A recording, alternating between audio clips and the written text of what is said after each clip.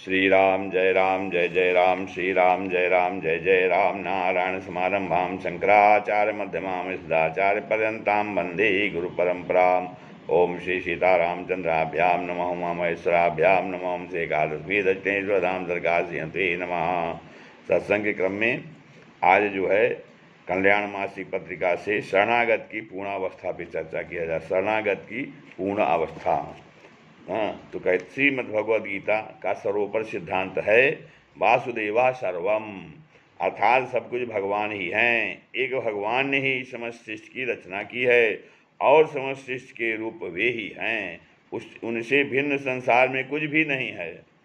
एक भगवान ही अनेक रूपों में प्रकट हुए हैं। बन गए आप अकेले सब कुछ नाम धरा संसार, बन गए आप अकेले सब कुछ नाम धरा संसार।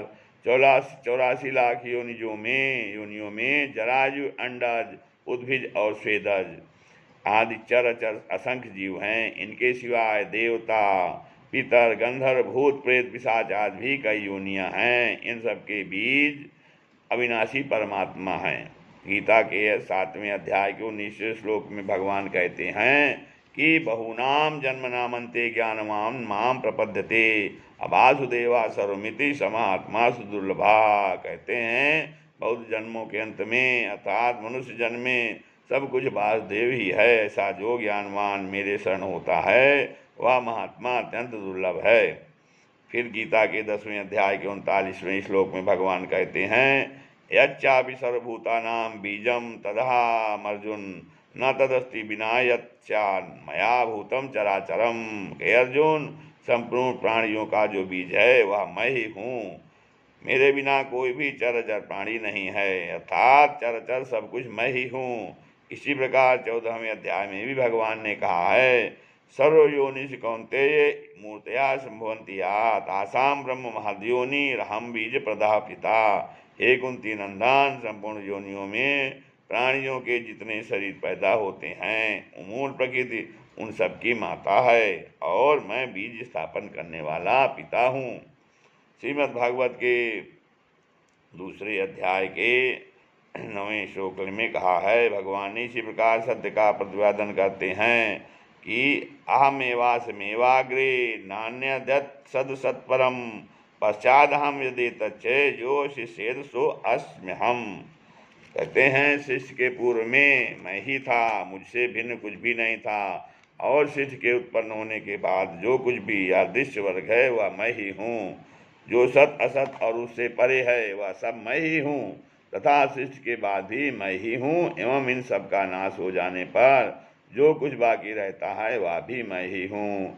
इसी प्रकार उद्धव जी को उपदेश देते हुए भगवान कहते हैं श्रीमद् भागवत के 11वें स्कंद के 13वें अध्याय के 24वें सूक्त में 24वें श्लोक में कि मनसा वत्सा दृष्ट्वा दिष्ट्या गृह्यते अन्यरपीन्द्रियैहि अहमेव न मत्तो अन्यदिति बुद्ध्यस्त्वमंजसा। कहते हैं मन से वाणी से दृष्टि से अथवा इंद्रियों से जो कुछ शब्दाद विषय ग्रहण किया जाता है वह सब मैं ही हूँ, अतः मेरे सिवाय और कुछ भी नहीं है। यह सिद्धांत आप विचार पूर्वक सी समझ लें अर्थात स्वीकार करके अनुभव कर लें। इस प्रकार यह स्पष्ट हो जाता है कि यह सब कुछ भगवान ही है। अहंता और ममता के कारण जिस जगत को हम अपना मान लेते हैं यह एकदम जाधारते जगत। गीता के 7वें अध्याय के 5वें श्लोक में राग द्वेष के वशीभूत होने से वही संसार हमें प्रिय और अप्रिय प्रतीत होने लगता है और उसके साथ संयोग वियोग होने से हम सुखी दुखी होते रहते हैं। यह नाशवान और जड़ संसार अविनाशी परमात्मा के कारण ही प्रकाशित होता है। इसीलिए भगवान ने गीता के क्षेत्र विभाग योग नामक अध्याय में यह ज्ञान दृष्टि दी है कि समम सर्वेषु भूतेषु तिष्ठन्तं परमेश्वरम विनश्यन्त स्वविनश्यन्तम यह पश्यति स पश्यति। गीता के अध्याय 13 के 27वें श्लोक है ये। तो जो नष्ट होते हुए संपूर्ण प्राणियों में परमेश्वर को नाश रहित और समरूप में देखता है वही वास्तव में सही देखता है। नाशवान संसार के सृजन पालन संहार में एक परमेश्वर की ही अविनाशी सत्ता काम करती है। इसे इस प्रकार भी समझा जा सकता है कि मूल रूप में जैसे एक सोने लोहे तथा मिट्टी से ही क्रमशः विभिन्न प्रकार के गहने अस्त्र शस्त्र और बर्तन आदि बनते हैं, ऐसे ही भगवान से बना हुआ विविध उपाधियों वाला यह सब संसार भगवान ही है। वासुदेवा सर्वम। शरणागत भक्त की दृष्टि आरंभ में मैं मेरे अर्थात स्वयं पर रहती है, फिर तू तेरे अर्थात भगवान पर रहती है, और अंततः तू ही तू अर्थात सब कुछ भगवान ही है ऐसा दृष्ट हो जाती है। मैं तू यह वह का भेद मिट जाता है। शरणागत और शरण को अभिन्नता हो जाने पर एक शरण ही रह जाता है, प्रेम स्वरूप एक भगवान ही रह जाते हैं। श्री राम जय राम।